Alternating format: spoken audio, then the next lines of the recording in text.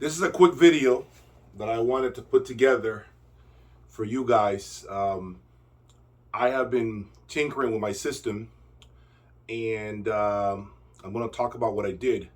So check this out. Here's what I did. So the Boulder 3050s went to the back, as you can see, and I pulled the 3060 forward. That was painful. And if you want to see what that looks like, as far as the effort to move one of the 3050s, be sure to check out my website, jayaudiolab.com. Well, I have some content that I have uploaded there 2 days ago.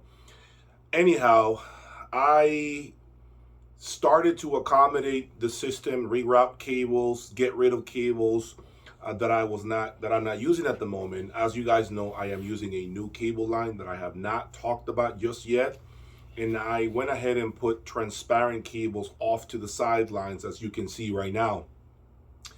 And I went ahead and put the power supply of the 3010 on top of a wooden plank and use some footers that I've been utilizing for some time in here, okay, to isolate it, to help it.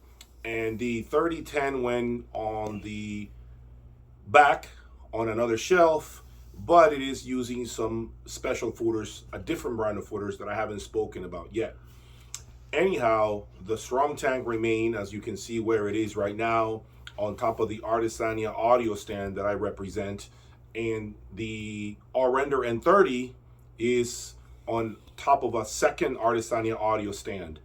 Okay, and I wanted to just make things pretty clean and neat, as you can see. And long story short, I proceeded to, of course, have an electrician come out and install 30 amp outlets, and also modify the power cords, my Boulder power cords. The male end that plugs into the outlet is now modified to be a real 30 amp connector. And so those connectors are pretty much brand new. Okay, and of course the wall outlets are brand new. Okay, this is not like a special outlet from an audiophile grade or anything like that. This is a standard Home Depot outlet, okay, that you can buy at your local Home Depot or Lowe's. So, with that being said, as you know, these pieces are brand new, right? So I am at the moment going through a horrible experience. The system sounds muted in the high frequency. I am feeling as if the system is lacking air. It has good bass, it has great mids, but the airiness and the ultra revealing DNA that I had before I moved everything around feels as if it's completely abandoned me. And right now I have my theory, I have my ideas as to what happened here.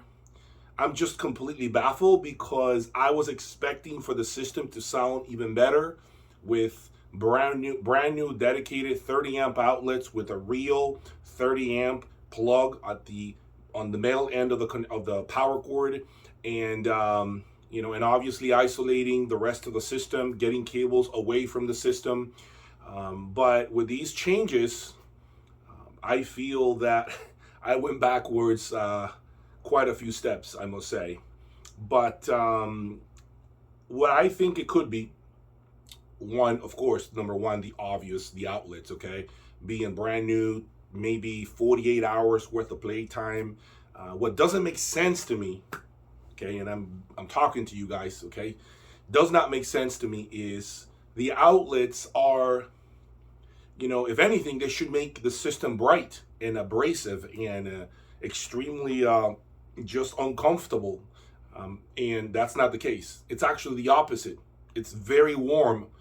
The top end is very warm. I don't hear a lot of like bite on the leading edges. They don't seem, I don't want to call it razor sharp, but you know what I'm saying, right? They're like rounded now. And so that's something that is completely, it's baffling me, to be honest with you guys.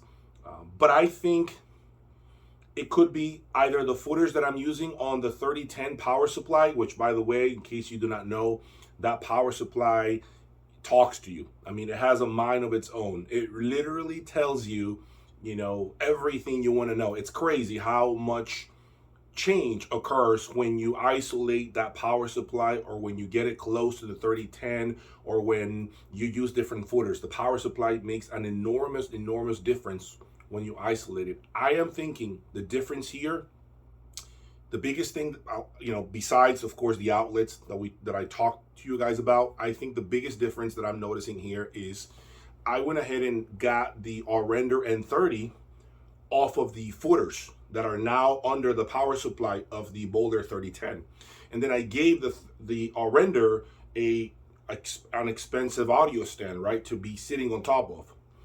And I don't know if what happened is those two isolation devices are perhaps supporting the wrong component, if that makes sense, right? I am thinking that maybe my Artisania audio stand makes a larger difference when it's under the power supply of the 3010, and then those footers that I'm using on the 3010's power supply should be under the Arender, which is how I originally had it. Okay, I am going to try that to see what happens. But at this time, I don't think I've ever had this issue that the system basically lost this, I guess you could say, the hyper detail. It lost it, and it sounds very warm and just very different, folks. I can't explain it to you guys. If you have any ideas, I'm going to go ahead and ask you guys now to please comment on the comment section below. Give me your ideas as to what you think it could be, because right now, man, things are not sounding good at all, folks. I am not feeling the system today or yesterday. The only thing I can do is, as I mentioned, give those outlets, at least a week, and see if I can start perhaps rotating the equipment on different isolation devices. So I may have to start playing what I urge you guys to not embark on, which is go through a lot of rabbit holes of using different footers, different stands under different components, and see which component really makes a positive improvement. This is what's painful about a system so revealing like mine. Okay, the pain that you hear everything and it's easier to break it than to make it better. At this level where I am right now, with this level of equipment, folks, I have to tell you, it is easier to break the system than to make it better. It is a fact, and being at this level does not make it easier for me. It makes it harder because I have nobody to talk to. I may know one 3050 Boulder amplifier owner, if that, okay? And so I don't have a network of people that I can just talk to and text and let them know, what are your findings when you did 30 amp outlets? How did you fix this issue? So I am in the driver's position, unfortunately, to investigate further on my own and come up with results and solutions, hopefully. If I can't get that top end to return, I may have to figure out a way to, and I hate to do this, to probably undo those outlets and see how I can accommodate something different in the system. But before I embark on messing with the power, I want to leave that alone for a few weeks, and I want to mess around with the footers and the stands, rotating them around to see how I can recover what I remember having in my system. It is very weird. It's never happened to me. And I urge each and every one of you guys to not embark on this. This is what makes this hobby painful. And if you're doing what I'm doing, I know you're not enjoying your system. I promise you're not, because it becomes a constant battle and troubleshooting that never ends.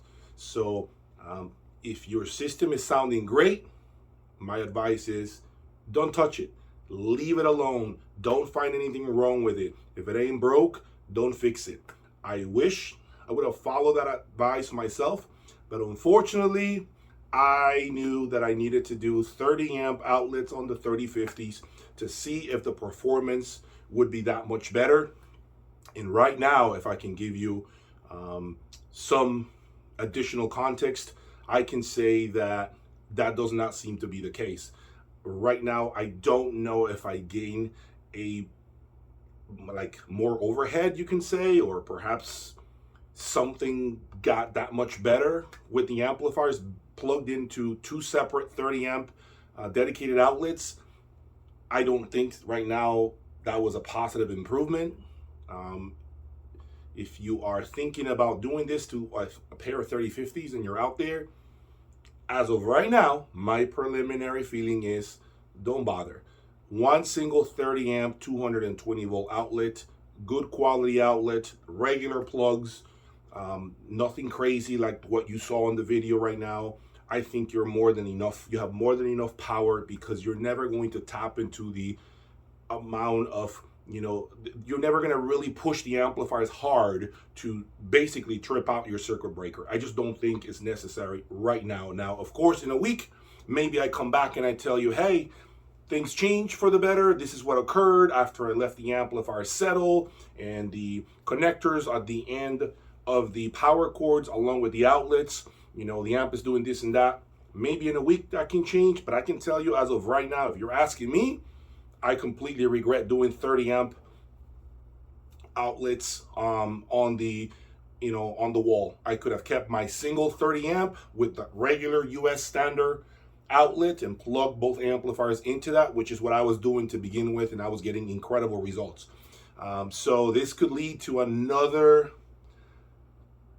set of hurdles and things that I need to troubleshoot. But this is why I do what I do. This is why I offer my consultation service to you guys. This is why I have my website, because I share this feedback with you guys. This is the type of work that I embark on so that you don't have to do it. I can't explain to you guys how many times people approach me asking me questions about issues they have with their own systems, and I may have already been through that hurdle and I'm able to give you a quick fix. And 9 times out of 10, I have the right answer, because I'm going through these pain points myself way before you get there, okay? So more to come on this, guys. Give me your commentary below. What do you think could be the issue as to why my top end feels so reserved? It's not as extended or as hype, as detailed as it was. The leading edges are very soft now. You can crank this up and it sounds almost, I hate to say it, but it sounds warm actually. So let me know under the comment section what you guys think. I want to know. Take care. I'll be back.